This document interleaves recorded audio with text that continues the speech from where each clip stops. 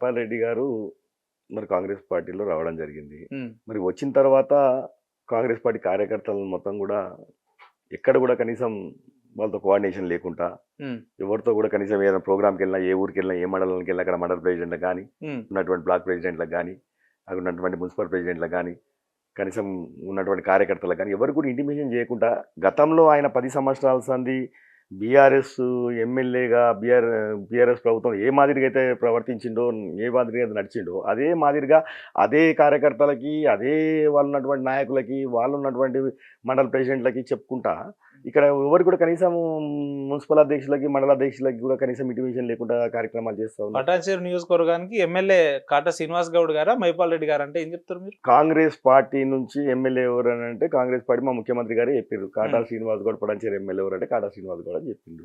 Congress party కార్యకర్తలకి కాటా Srinivas Goud MLA అన్న ఒకసారి మీరు జర ఆవేశపడుతున్నారేమో, ఒకసారి మళ్ళా చెప్తే బాగుంటది. నేను చెప్పిన కాంగ్రెస్ పార్టీ కార్యకర్తలకి కాటా శ్రీనివాస్ గౌడ్ ఎమ్మెల్యే. మీరు ఎమ్మెల్యే, కాటా శ్రీనివాస్ గౌడ్ మీరు ఎమ్మెల్యే.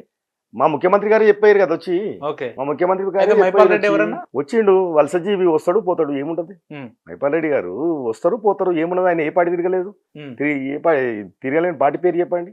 ఉండలేని పార్టీలు అన్ని తిరిగిండు. ఎక్కడ తెలకుండా అక్కడ పోతాడు. ఏ పార్టీలో తిరిగిందన్న? వైఎస్ఆర్సీపీ పోయిండు, మన బీఎస్పీ పోయిండు, అంతకుముందు టీడీపీ పోయిండు, అంతకుముందు ఫస్ట్ లో కాంగ్రెస్ కి వచ్చిండు, తర్వాత మళ్ళీ కాంగ్రెస్ లో పోయిండు. తిరగని పార్టీ ఏదైనా. ఆయన ఏ పార్టీలో తిరిగినా కూడా ప్రజలు ఆయనను విశ్వసిస్తున్నారు కదా, ఓట్లేసి గెలిపిస్తున్నారు కదా. మరి ఇప్పుడు విశ్వసించేది ఏమి లేదన్నా. నేను ఇప్పుడు 2 సార్లు కూడా నేను ఓడిపోవడానికి కారణం ఏంటంటే 2 సార్లు కూడా నాకు లాస్ట్ నామినేషన్ రోజు నాకు బీఫామ్ ఇవ్వడం, ఆ రోజు నా పేరు ప్రకటించడం జరిగింది. నాకు సమయం 11 రోజుల సమయంలో ఇది పెద్ద నియోజకవర్గం, ఇది 4.5 లక్షలు ఉన్నటువంటి నియోజకవర్గం. ఇలా 4 మండలాలు ఉన్నాయి, 3 మున్సిపాలిటీలు ఉన్నాయి, 3 కార్పొరేషన్ డివిజన్లు ఉన్నాయి. ఇది ఒక మినీ ఇండియా లాంటి కాన్స్టిట్యున్సీ. ఇది ఇలాంటి కాన్స్టిట్యున్సీలలో 11 రోజుల సమయంలో నేను తిరగలేక వందలాది కాలనీలు ఉన్నాయి. ఈరోజు నాకు సమయం సరిపోక ఆడికైనా నేను మొన్న ఎంత ఓట్లతో గెలిచిందని ఆయన 2 సార్లు 3 సార్లు అని అంటుండు కదా. ఎన్ని ఓట్లతో గెలిచింది మొన్న కూడా. మొన్న కొన్ని ఈక్వేషన్స్ వల్ల నా టికెట్ లేట్ రావడం వల్ల ఆయన గెలవడం జరిగింది. ఆ 3,500 ఓట్లతో గెలిచింది. లేకపోతే అదే 3,500 నాకు వచ్చినట్టు నేనే ఎమ్మెల్యే కదా. ఈరోజు కేవలం కొన్ని ఈక్వేషన్స్ వల్ల, మా అధిష్టానంతో ఈక్వేషన్ వల్ల, జాప్యం వల్ల ఈ రోజు కేవలం మైపాల్ రెడ్డి గెలవడం తప్ప లేకపోతే లాస్ట్ టైం నాకు టికెట్ ఇవ్వడం వల్ల నేను ఓడిపోయినా అని శ్రీనివాస్ గౌడ్ గారు చెప్పేప్పటికీ ఆయన అత్యంత దురుసుగా ప్రవర్తిస్తాడు, ఆయనకున్న తొందరపాటు నిర్ణయాల వల్లనే ఆయన ఈ రోజు 2 సార్లు పోటీ చేసినా కూడా ప్రజలు తిరస్కరించారు అనేది అవతల వాళ్ళ వ్యక్తుల వాళ్ళు. నేను అదే చెప్తున్నా కదా. నిజంగా నా అధిష్టానం ఆ ఈక్వేషన్ లేకుండా నా సమయం నా టికెట్ నాకు నేరుగా వచ్చినుంటే ఈ రోజు నేను 20,000 30,000 మెజార్టీతోని నేను ఇంట్లో కూర్చోబెడుతుంటే ఈ రోజు నేను ప్రజల ఆధారం నాకు దొంగోట్లతో గెలిచిన ఎమ్మెల్యే నువ్వు. ఈ రోజు ఎప్పుడు నువ్వు సకంగా గెలిచినావు? ప్రజల ఎక్కడ ఆధారం? ఈ రోజు బీఆర్ ఓట్లు అన్ని రాపించుకుంటా, నువ్వు దొంగోటు రాపించుకుంటా. ఇక్కడ ప్రభుత్వం అక్కడ ఉంటే అక్కడ కూర్చొని అక్కడ అధికారులను యంత్రాంగాన్ని ఎంబడి పెట్టుకుంటా నువ్వు ఆ రోజు మొత్తం కూడా దొంగోటు రాసుకుని 30,000 దొంగోట్లు ఉన్నాయనా? ఇప్పుడు గెలిచిన కాంగ్రెస్ ఎమ్మెల్యేలు అంతా దొంగోట్లతోనే గెలిచారు అన్నట్ట. కాంగ్రెస్ ఎమ్మెల్యేలు ఎందుకు దొంగోట్లతో? ప్రభుత్వం ఉన్నది మన బీఆర్ఎస్ పార్టీ ప్రభుత్వం కదా. ఇప్పుడు బీఆర్ఎస్ అదే చెప్తున్నా కదా. ఇదే మైపాల్ రెడ్డి 30,000 ఓట్లు మొన్న ఎంపీ ఎలక్షన్స్ లో 20,000 ఓట్లు తీపించిన నేను అంటున్నా. దొంగోట్లతో గెలిచిన ఎమ్మెల్యే అయినా ఏమన్నా ప్రజల ఆధారంతో గెలిచిన ఎమ్మెల్యేనా అయినా? అంటే మీరు ఎట్లా చెప్తారు? దొంగోట్లని తీపించిన నేనే కదా, కంప్లైంట్ ఇచ్చిన నేనే కదా. ఎలక్షన్ లో కూడా పదే 10 సార్లు నేను కంప్లైంట్ ఇచ్చినా తీయమని చెప్పి. కానీ ప్రభుత్వాన్ని అధికారులను అడ్డం పెట్టుకొని రాయించుకొని నేను కంప్లైంట్ కూడా ఇచ్చిన ఎలక్షన్ లో కూడా నేను చూపిస్తా అన్న 30,000 ఓట్లు దొంగోట్లు ఉన్నాయి, ఇట్లా పలానా కొన్ని ఎగ్జాంపుల్ చూపించి కూడా డబల్ ఉన్నాయి, త్రిబుల్ ఉన్నాయి అని చెప్పి చూపించి కూడా నేను కంప్లైంట్ ఇచ్చినప్పుడు ఎవరు ఏమన్నా ఎవరు అవునన్నా కాదన్నా పటాన్చేరు ప్రశాంతంగా ఉన్న పటాన్చేరు నియోజకవర్గంలో శ్రీనివాస్ గౌడ్ అనే వ్యక్తి చిచ్చు పెడుతున్నాడు, క్యాడర్ లో లొల్లి పెడుతున్నాడు అనేది అవతల వ్యక్తి. నేను చిచ్చు పెట్టేదేమో నా పార్టీలకు ఆయన వచ్చిండా, ఆయన పార్టీలకు నేను పోయినా చిచ్చు పెట్టడానికి. నా పార్టీలకు ఆయన వచ్చి ఆయన కాంగ్రెస్ పార్టీ కార్డర్ మొత్తం మంచి వేసుకుంటా వాళ్ళు మొన్న మున్సిపాలిటీలో ఏది బొల్లారం మున్సిపాలిటీలో మీరు చూసిండొచ్చు టీవీలల్లా. ఆయన్నే ఈరోజు ఒక ఎమ్మెల్యే, ఒక పెద్ద మనిషిగా ప్రవర్తించిన ఎమ్మెల్యే, ఆయన పెద్ద మనిషిగా ప్రవర్తించాల్సింది పోయి ఆయన్నే ఈరోజు పోయి గవర్నమెంట్ ఆపేదాకా వస్తుంది. ఇష్టం నాకు చెప్పలేనటువంటి మాటలు మున్సిపల్ అధ్యక్షుల మీద కాంగ్రెస్ పార్టీ టీఆర్ఎస్ వాళ్ళని పెట్టుకొని వాళ్ళతోని దాడులు చేపించే ప్రయత్నం చేస్తా ఉన్నాడు. నువ్వు నా పార్టీలకు వచ్చి నువ్వు ఈరోజు కాంగ్రెస్ పార్టీ మొత్తం మంచి వేస్తా ఉన్నావు టీఆర్ఎస్ వాళ్ళని పెట్టుకొని. అసలు నేను అడుగుతున్నా ఏంటంటే మైపాల్ రెడ్డి ఎటువైపు ఉంటావు నువ్వు? నీ పార్టీ ఏది? కనీసం నువ్వు కండు వేసుకొని తిరగవు. నువ్వు 2 పడవల మీద ప్రయాణం చేయకమని చెప్తా ఉన్నావా? ఏదో ఒకటే పడవ మీద ప్రయాణం చేయి, మైపాల్ రెడ్డి లేకపోతే గారు మునిగిపోయే ప్రమాదం ఉంది నీకు అని చెప్తా ఉన్నా. మైపాల్ రెడ్డి గారు కాంగ్రెస్ లో లేరా? అరే జరసేపు ఉన్నా అంటాడు, జరసేపు నేను అంటాడు, లేకపోతే జరసేపు దేవుని కాండ మాట్లాడు, జరసేపు కాంగ్రెస్ కాండ మాట్లాడు. అసలు ఏ పార్టీ ఆయన క్లారిటీ రావాలి ఫస్ట్. ఆయన క్లారిటీ, ఆయనకే క్లారిటీ లేనా నేనేం చెప్తా. ముఖ్యమంత్రి గారి సమక్షంలో వారు కాంగ్రెస్ పార్టీలో చేరారు వేసుకున్నారు కదా, వేసుకున్నాం కాంగ్రెస్ కడవ వేసుకొని కాంగ్రెస్ పార్టీ నేను కాంగ్రెస్ పార్టీ అని చెప్పుకొని కాంగ్రెస్ కార్యకర్తలను సమన్వయమే చేసుకోవాలి కదా. నువ్వు ఇదే ప్రశ్న వారిని అడిగితే కండువాలు అనేటివి మస్తు వస్తుంటాయి పోతుంటాయి, కండువాలు ఏముంది నేను పార్టీలోనే ఉన్నా కదా అంటాడు. దొమ్మర్తిలో తిరుగుతూనే ఉంటావు. అయితే నువ్వు ఏ పార్టీలో నీకే తెలియకపోతే ఇట్లా అంటూ నేను అదే అడుగుతున్నాను. పార్టీ అంటే నువ్వు చేరినావా చేరలేవా? చేరినావు కదా, చేరినప్పుడు మళ్ళీ కండ వేసుకొని కాంగ్రెస్ పార్టీ కార్యకర్తలను ఎంబడి పెట్టుకొని ప్రోగ్రాంలో కొత్త అయిపోయింది కదా. అక్కడ ఉన్నటువంటి గ్రామాధ్యక్షులకో లేకపోతే మండల ప్రెసిడెంట్లకో బ్లాక్ ప్రెసిడెంట్లకో చెప్పుకొని కాంగ్రెస్ పార్టీ కార్యకర్తలకు చెప్పుకొని వాళ్ళతో ఇనాగ్రేషన్ చేయి. ఇప్పుడు కాంగ్రెస్ పార్టీ క్యాడర్ కి ఏం ఆశ ఉంటుందన్న? ఇప్పుడు 10 ఏళ్ల సంది కొట్లాడినాము, అది ఈ దుర్మార్గుని మీదే కొట్లాడారు. ఈ దుర్మార్గుడే అంత అధికారుల ఆఫీసర్లను పెట్టుకొని అనేక రకాలుగా అంచివేసిన కాంగ్రెస్ కార్యకర్తలు దుర్మార్గుడా కాదా? మళ్ళా దుర్మార్గుడే అనేక రకాలుగా కాంగ్రెస్ పార్టీ కార్యకర్తల్ని రాసి రంపాన పెట్టి నానా బాధలు నానా కేసులు పెట్టి ఇబ్బందులు పెట్టిండు. అయినా గాని అన్ని ఓడిదోడుగులు ఉన్న కార్యకర్తలు పార్టీని విడవలే, నిలబడ్డారు పార్టీ. 10 ఏళ్ల సంది ఈ దుర్మార్గంతోనే కొట్లాడారు కదా కార్యకర్తలు.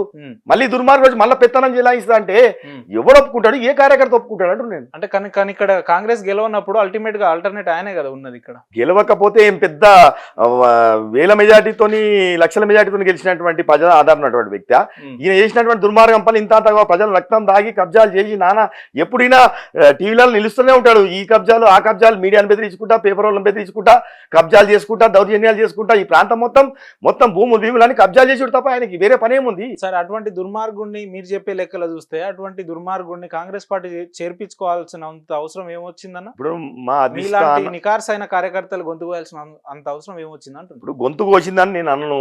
వచ్చిన నెల రోజుల నుంచి బీఆర్ఎస్ పార్టీ మొదలుపెట్టింది పంచాయతీ. ఇక ఉండదు, రేపో మాపు పడిపోయే పరిస్థితి ఉన్నది, ప్రభుత్వం అయిపోయింది కదా అని చెప్పి మొదలుపెట్టింది వాళ్ళే. ఆ ఈక్వేషన్లలో మా అధిష్టానం ఏం నిర్ణయం తీసుకుందో తెలియదు. ఆ ఈక్వేషన్లోనే ఈయన పోయిండు అనుకుంటున్నాను నేనైతే. ఈ రోజు పోయింది కూడా మా ఈయన పడాచేరి ఎమ్మెల్యేని మాత్రం మా కాంగ్రెస్ పార్టీ పిలిచింది అయితే లేదు, మా ముఖ్యమంత్రి గారు పిలిచింది లేదు, మా కాంగ్రెస్ పార్టీ పిలిచింది లేదు. ఈయన 300 కోట్ల రూపాయల రాయల్టీ ఎగ్గొట్టి మైనింగ్ కేసులల్లా ఈయన కేసులు అయ్యి తమ్ముడు జైలుకు పోయి ఈయన ముఖ్యమంత్రి చుట్టూ ప్రదక్షిణ చేసి ఈయనంతా ఈయన వచ్చి జాయిన్ అయిన తప్ప కాంగ్రెస్ పార్టీ ఎవరు పిలవలేనండి. ఆయన స్వార్థం కోసం, ఆయనను బతకడం కోసం, ఆయన చేసినటువంటి అరాజకాల్ని కప్పిపుచ్చడం కోసం ఆయన పార్టీలకి ప్రదక్షిణాలు తిరిగి పార్టీలకు వచ్చి జాయిన్ అయినా. అంటే ఇట్లా ఎవరు వస్తే వాళ్ళని జాయిన్ చేయించుకుంటుంటారా కాంగ్రెస్ పార్టీ ప్రభుత్వం? జాయిన్ చేయించుకోదు. జాయిన్ ఎందుకు చేసుకుంటే ఆ రోజు మొదలు పెట్టిందే బీఆర్ఎస్ వాళ్ళు అంటున్నా కదా నేను. మొదలు పెట్టిందే వాళ్ళు. ఇక రేపు పడిపోతుంది, మాపు పడిపోతుంది, అది పడిపోతుంది అట్లాంటి వాళ్ళు స్టార్టింగ్ లో చేయలేదు. అట్లాంటి మళ్ళీ 2 పార్టీలను మొత్తం విలీనం చేయలేదు. అది వెళ్ళి వాళ్ళ ఇష్టం ఉండి వాళ్ళు వస్తారన్నప్పుడు తప్పేమున్నది? ఎవరి పార్టీలో ఎవరైనా పోవచ్చు కదా. మైపాల్ రెడ్డి అనే వ్యక్తి ఎమ్మెల్యే గారు కాంగ్రెస్ పార్టీలో చేరితే కాట సీనన్నకు వచ్చే ఇబ్బంది ఏంది, ఇక్కడ ఉన్న కార్యకర్తలకు వచ్చే ఇబ్బంది ఏంటంటే? ఇబ్బంది ఏంటంటే అదే కదా, 10 సంవత్సరాల సంది కాంగ్రెస్ జెండా పట్టుకొని మోసి ఈరోజు అధికారం వచ్చేదాకా కూడా కార్యకర్త జెండా మోసిండు. పార్టీ ఒడదొడుకున్నప్పుడు కూడా పార్టీ వదలలేడు. అలాంటి కార్యకర్తలకి నువ్వు ఈరోజు వచ్చి పెత్తనం చేసి నేను ఎవరు కూడా చెప్పను, ఏం చేయను, మొత్తం కూడా నా ఇష్టానుసారంగా చేసుకుంటానంటే చెల్లదని చెప్తున్నాను నేను. అందరికి చెప్పి చేసుకోవాలి. కాంగ్రెస్ పార్టీ రేపు పొద్దుగా ఆశ ఉంటుంది కార్యకర్తకి. రేపు నేను స్థానిక సమస్యలు ఉన్నాయి, రేపు నేను గెలవాలనుకుంటాడు.